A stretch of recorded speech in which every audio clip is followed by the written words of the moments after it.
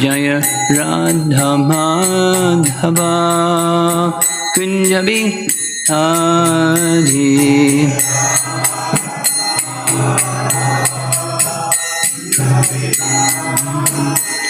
Gopi Jana Vallabha Giridhari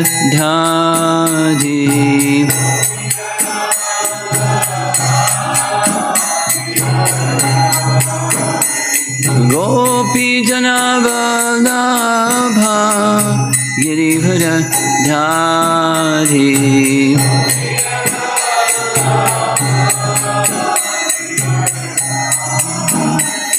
Jasodhanandana Brajanaranjana Jasodhanandana Brajanaranjana Jamuna Tiravana Jadi Jamuna Tiravana Jadi Jaya Radha Madhava Kunja Bihari Madhava Kunja Bihari Jaya Radha Madhava Kunja Bihari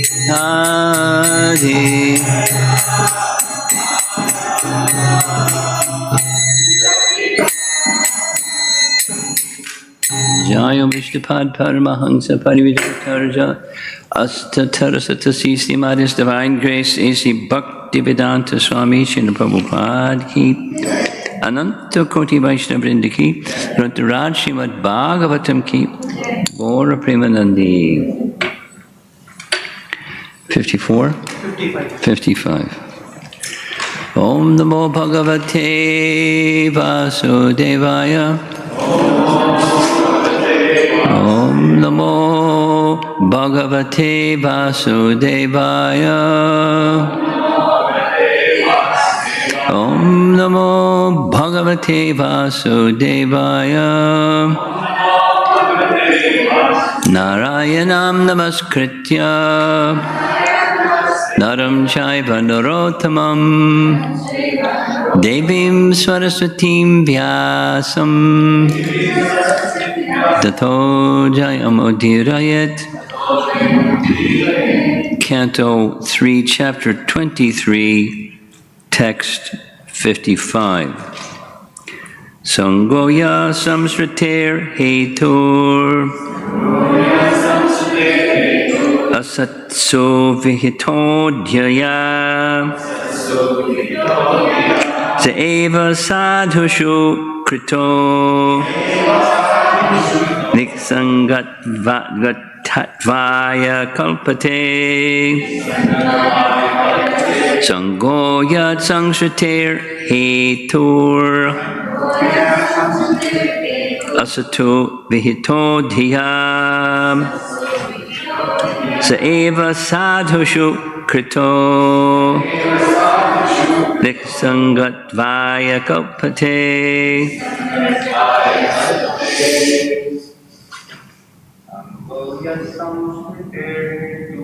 Sangoya Samsritir Hetur Asattu Vihito Diya Seva Sadhushu Krito Niksangatvaya Kalpate Sangoya Samsritir Hetur Asatso Vihitodhya Saeva Sadhushu Krito Niksangatvaya Kalpate. Premanandi here this morning? Oh, there she is. Sangoya Samsritir Hetur Asatsu Vihitodhya Eva sadhushu krito Niksangatvaya kalpate Sangoya samsritir hetur Asato vihito diya Eva sadhushu krito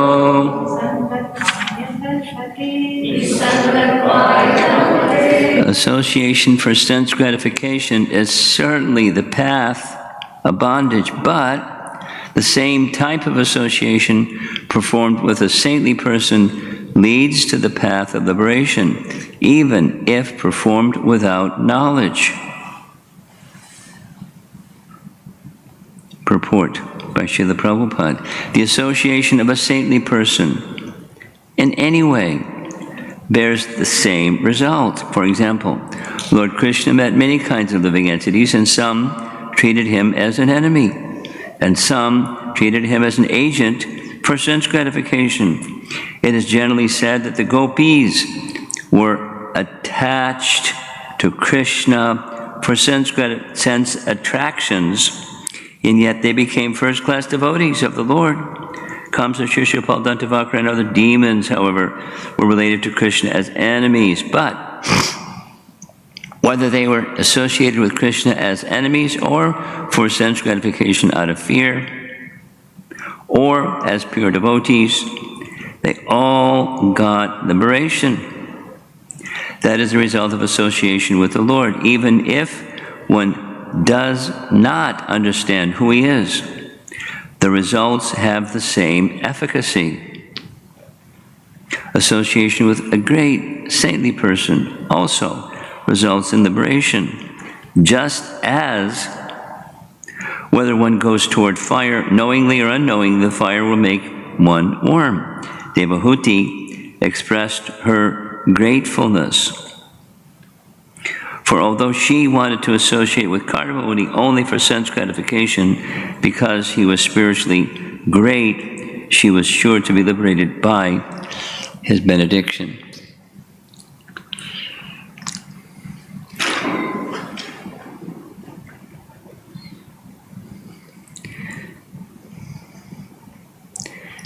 This is chapter 23, and the discussion goes on for several other chapters.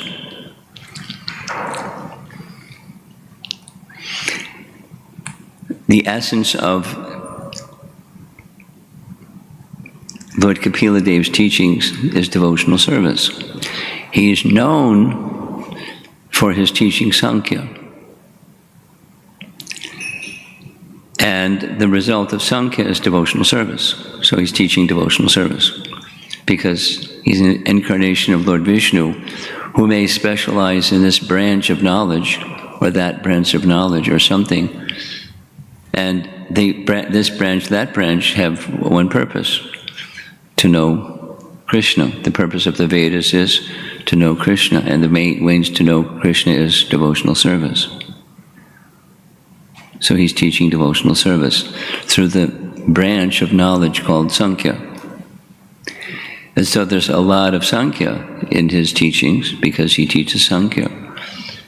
But one more time, what's the purpose of all of that? Why is it in the Bhagavatam? Why is it important? Supposing one doesn't know Sankhya, can you engage in devotional service anyway? Absolutely.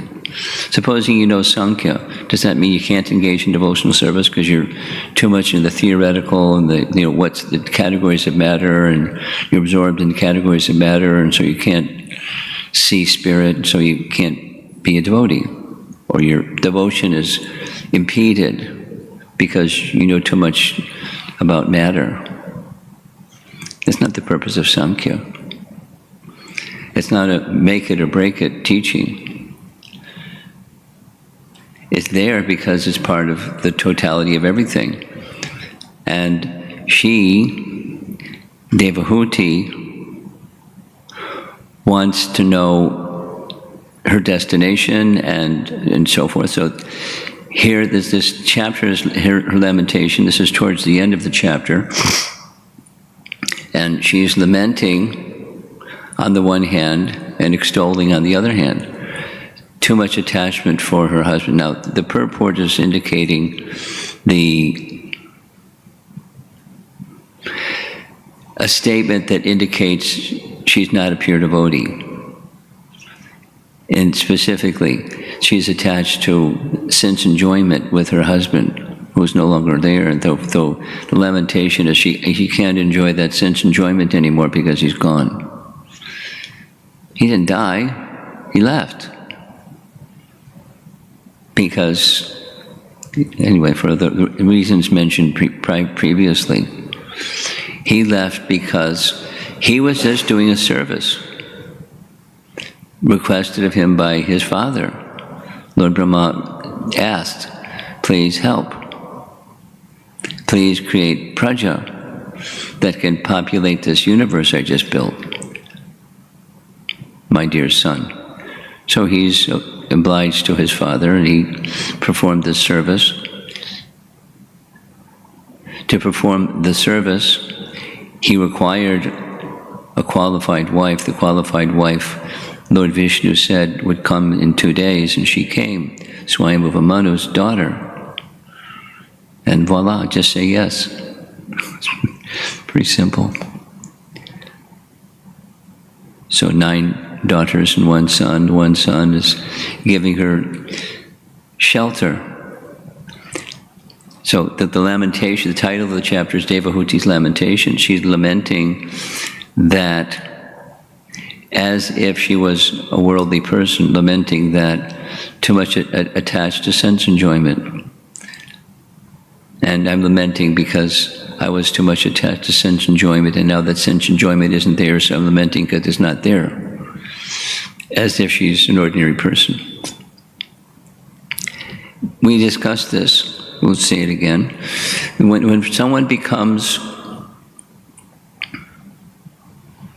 a super excellent devotee, and as one becomes elevated, and then what to speak of super excellent, what to speak of perfect, the feature of humility doesn't diminish. The feature of humility becomes more profound. The statements of absolutely pure persons, the statements of humility of absolutely pure persons is breathtaking. And they're not just being cute. They feel themselves in ways that they express. It's not just cute or so poetic, or you're supposed to, when you're advanced, you're supposed to speak humble things, so you speak humble things. That's their experience. That's how they regard themselves. In different expressions of humility. It's a nice topic. Faith increases, humility increases. Fundamental things that are the ground, the fertile, receptive place for the seed of bhakti. Those things grow and grow as the seed of bhakti grows and grows. Those features also grow. This is part of bhakti life. Say it the flip side. If someone is perceived by some as very elevated, but they're very proud, what's that? It's not very elevated. So something's... No, someone may present themselves as a sense enjoyer or as a proud person when in fact inside they're not. And it takes a very elevated person to understand whether or not. A very nice example. Nice example. When growing up, Gadadhar Pandit by nature was very renounced. And Gadadhar Pandit had more than one friend. Of course, Nimai was one of his friends. But Mukunda was another one of his friends. And Mukunda knew of Gadadhar Pandit's disinclination for enjoyment. But Gadadhar Pandit knew that there was, from the village that he previously was living, there was a very elevated Vaishnava. And he spoke so highly of this very elevated Vaishnava to Gadadhar Pandit and wanted Gadadhar Pandit to meet him. So, trusting his dear friend, he went to meet him. And when he saw this personality enjoying like a wanton sense enjoyer with lavish pillows and hookah pipes and, paraphernalia for, an enjoyer, lounging around, Gadadhar is like, yikes, Mukunda's my friend, why did he bring me here? Mukunda knew, so Mukunda started singing some verses from the Bhagavatam. And one of those verses is this celebrated verse that not so long ago we heard when Shukadeva Goswami was speaking about the merciful nature of Krishna, that how merciful is the nature of Krishna, that the Baki, the sister of Bakasura, Putana, although she came to kill Krishna, ho Baki Yata, what's the rest of the phrase? Kalakutam. Yeah. He started singing the verse. He's singing, because Mukunda was a good singer, he was singing. And when this elevated Vaishnava heard this verse and another verse, it's similar to the same verse that was spoken to Shukadeva Goswami when he went off into the forest, because it's a celebrated verse, it's an important verse. The merciful nature of Krishna verse. And the merciful nature of Krishna is so extreme that Shukadeva Goswami became emotional, just describing the elevated nature of the personality of Godhead, Krishna. How the verse was spoken by Uddhava. When Uddhava, is when the verse comes, Uddhava was asked by Vidura to describe, to tell him the good news about Krishna and Balaram and Ugrasena and all the Yadu personalities. So that's where the verse comes. Canto 3, early, this canto. So, hearing this verse being recited, the Vaishnava went into a state of trance and fell off his nice couch and knocked all the paraphernalia in all directions, was rolling on the ground in ecstasy. And then Gadadhar Pandit could understand, whoops, I made a mental offense. He hadn't said anything. Mukunda knew what his thoughts would be, because he was just like very averse to worldly pleasures, and instead absorbed in or liking spiritual pleasure. And so this distaste for the allurement of material pleasure was part of his way of life from childhood, from a young boy.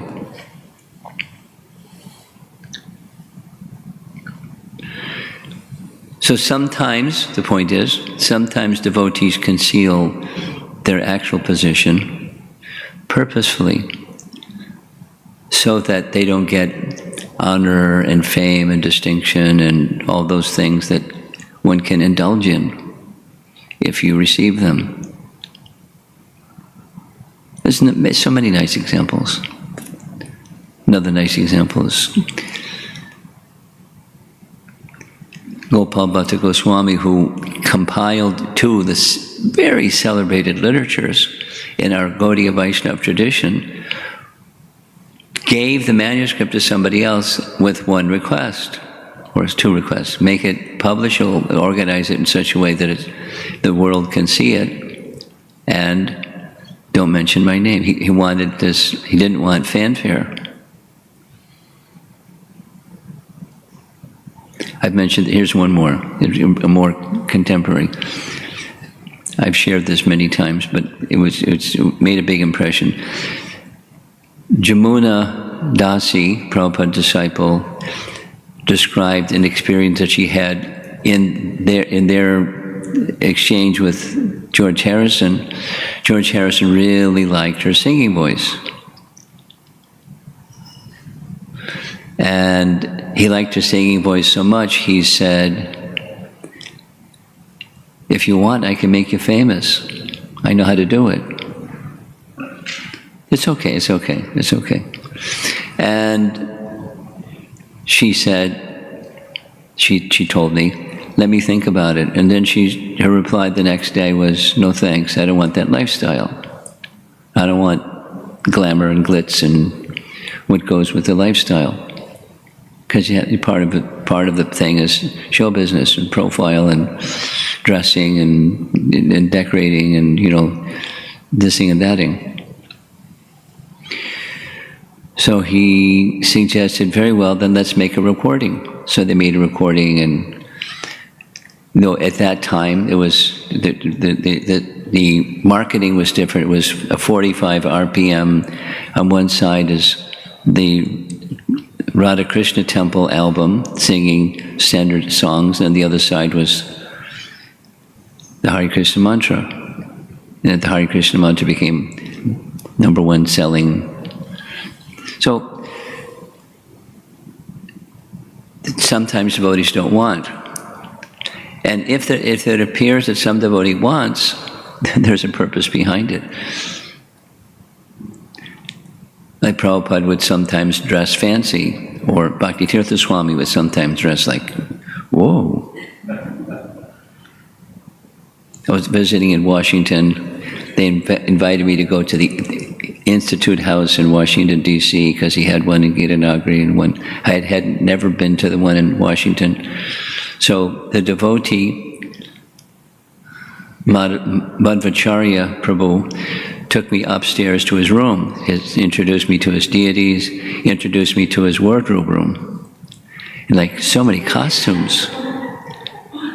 A whole closet full of the costumes he wore when he went into Africa.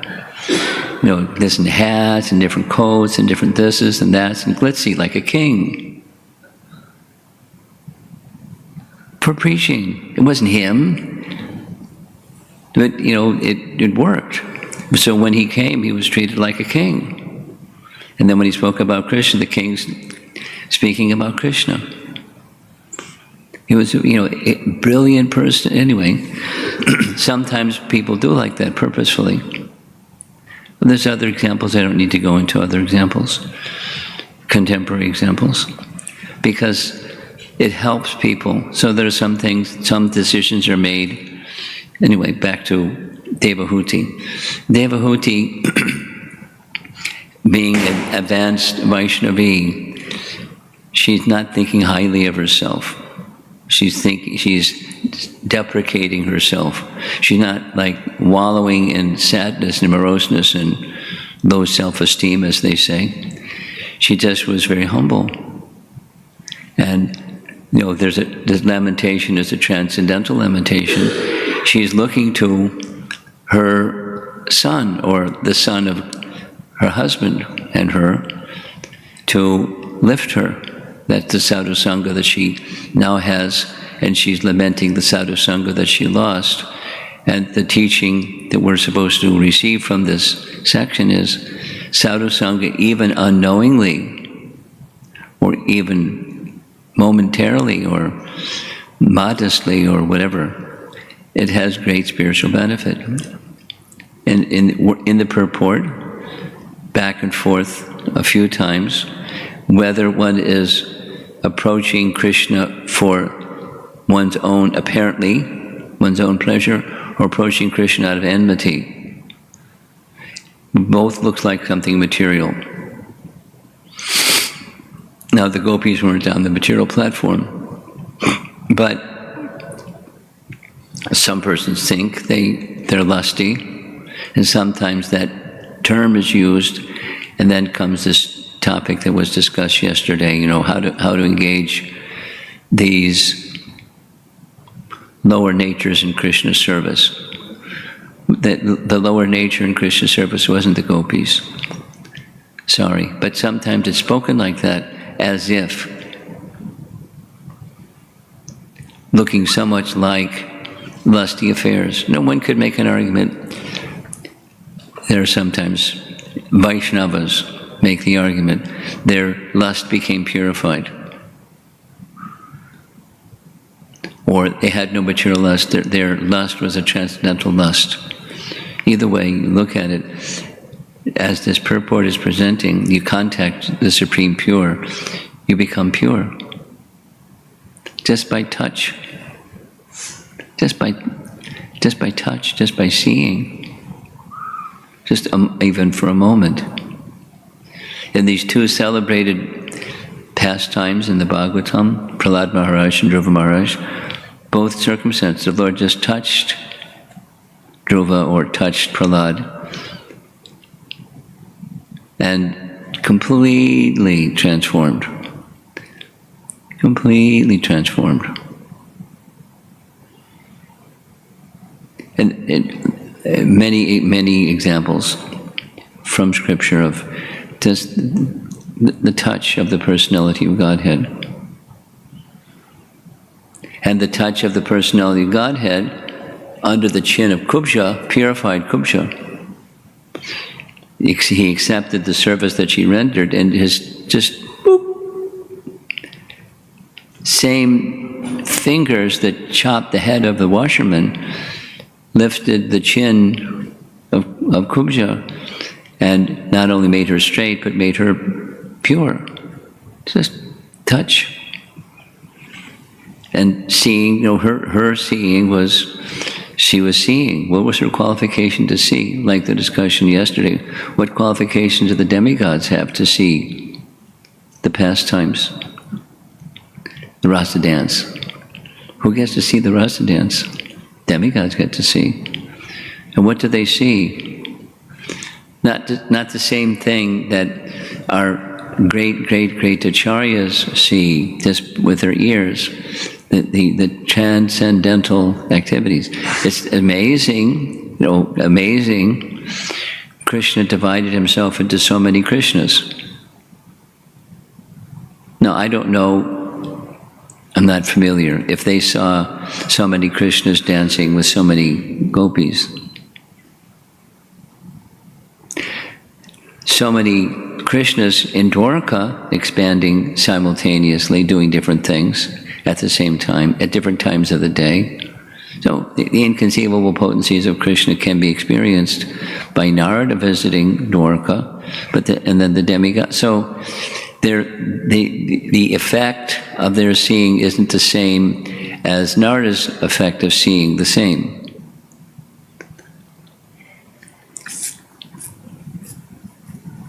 Just this morning listening to Prabhupada describing a condition of disease.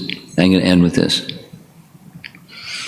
If someone has contracted a disease, the doctor may make some medicine. Don't eat this. Don't eat solid food. That was his example specifically.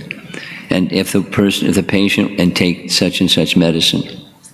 So if the patient really wants a cure, they'll follow the instructions of the physician. Supposing, then he gave the supposing. Supposing, similarly, this very simple process of Krishna Bhakti is presented, and the symptoms of the disease continue, they linger.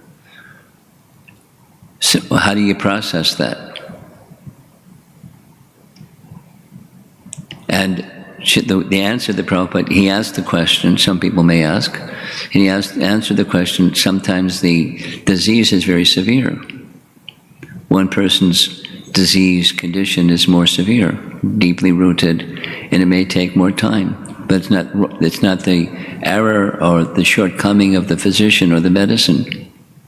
It's the severity of our disease. So it may take some time. And we may continue to stumble and fall and, have difficulties. Or, misfortunes and so many things. Now there's different. Why does misfortune come into the life of a devotee? There's so many explanations. There's another explanation. Because our infection of the material disease is very, very severe. So good medicine may take a while to act, but it doesn't mean it's not good medicine. You continue taking the good medicine. It's very simple, the hearing and chanting and engaging in service to Krishna and the devotees of Krishna in a favorable way.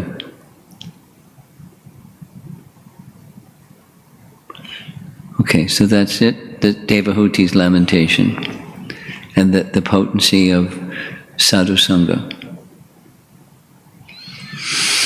Yes?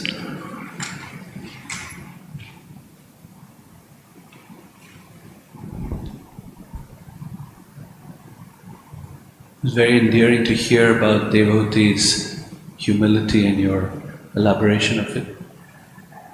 My thoughts were going to Mahaprabhu when Ramachandra Puri came to his residence and criticized him about the ants. And he took that criticism in a very humble way. And my reflection is that for devotees like Devahuti who genuinely feel humble and relish the opportunity to go deep in that humility, that if criticism comes, valid or not, they appreciate it. They take that opportunity to go deeper in their bhakti.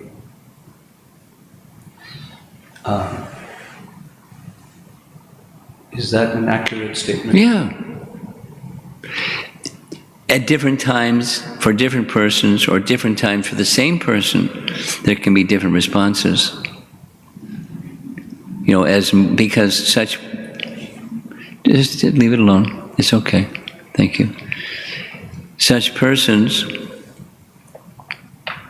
are inspired from within, and their different moods expressed at different times, and that's nice. It's the different exchanges with Krishna at different times. Now sometimes it's also very consistent. That's also.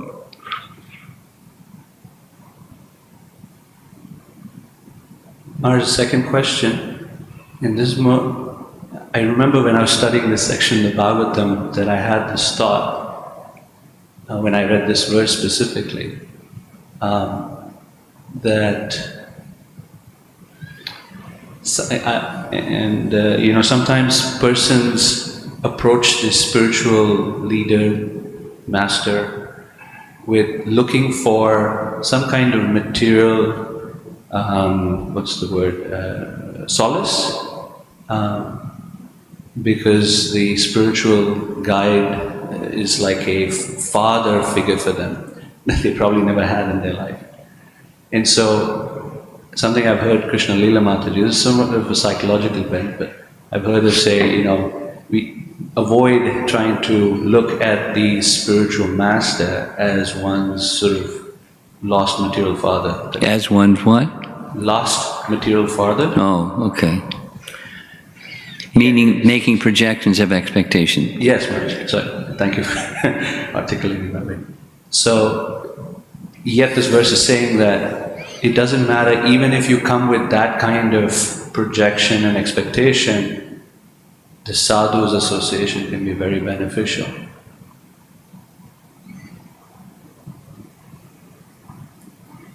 Is that accurate? Yeah. Interesting way to make a nice observation or reflection by saying, is that right?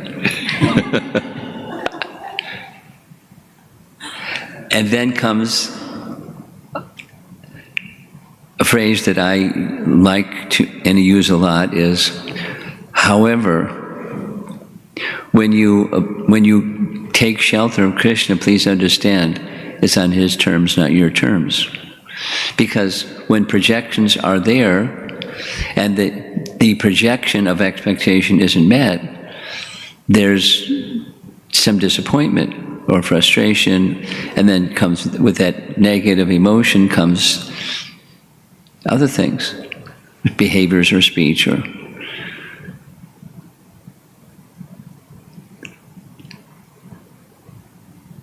it happens sometimes. So then comes another question, like, what's a spiritual father anyways? What's the father figure role anyways? You know, I have my idea of what a father figure role is for me, and then projecting, and then how many persons have a different father figure image in their mind and expectation, and like, it gets pretty complicated.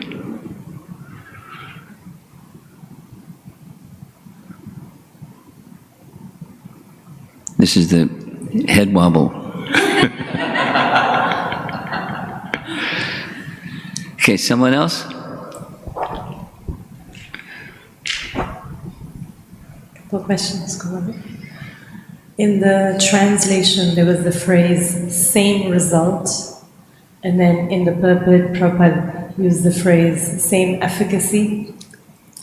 So, Shishupal, Dantavakra, they achieved Krishna, but wasn't it a different kind of liberation than the result that is achieved by the perfected souls? But they don't, yes.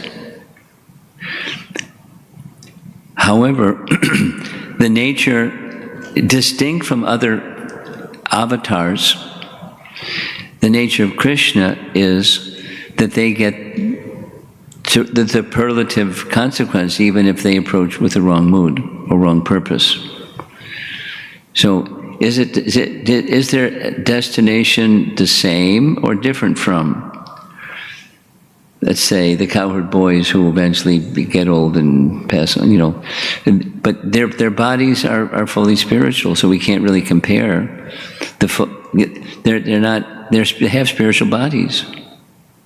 They act just like this example yesterday when Balaram stole the calves and the cowherd boys. They were Maya cowherd boys, Maya calves, because you can't touch the spiritual expansions of Krishna, the spiritual forms.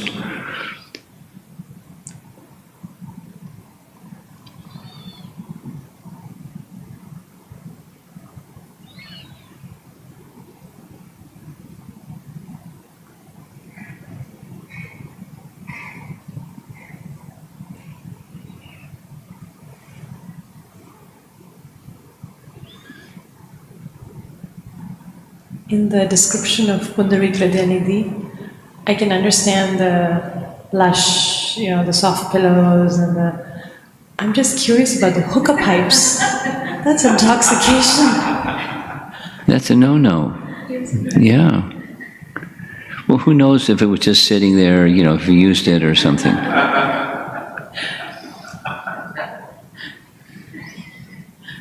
Because it was for show. It wasn't that he's a sense gratifier.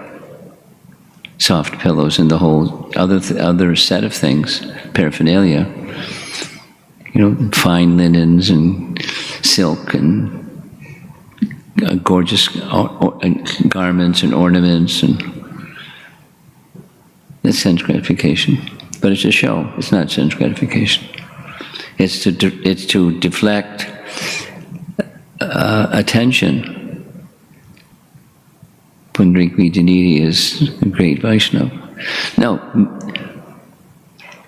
Mukunda knew both his position and his mood of concealing his identity, his spiritual attainments.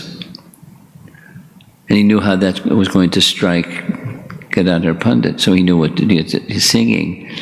Anyway. Anything else?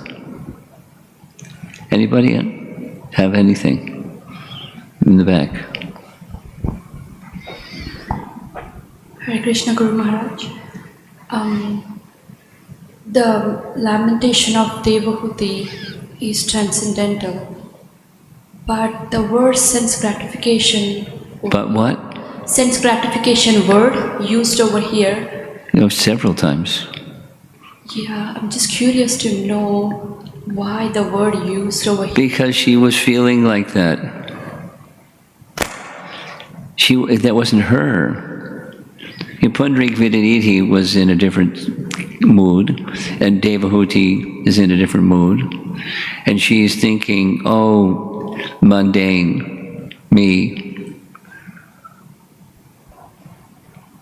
But fortunately, I got the association of a very elevated person. I mean, he demonstrated his elevatedness by the aerial mansion and the whole thing. That's not normal. She understood he's not just a nice fellow.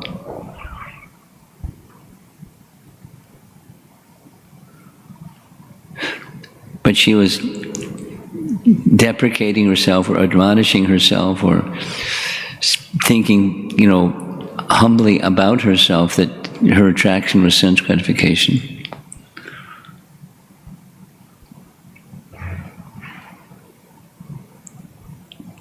No, it's not possible, because the personality of Godhead doesn't appear as the son of a sense gratifier. Say it the other way. To have an elevated son, what to speak of the personality of Godhead, she's beyond all that. So why is she thinking that? That's kind of what your question is. And why this word, sense gratification, over and over. Because she's thinking in a demeaning way, or a very humble way, about her position. Although that's not her position. We know that's not her position. She's feeling that way about herself. And this is profound humility. Lower than a worm and stool. Vaishnavas, speak and write in those terms about themselves. That's a little bit lower than sense gratification. A worm and stool. Okay? You have to look at it or hear it with the lens or the ear of profound humility. Okay? Srila Prabhupada ki jai.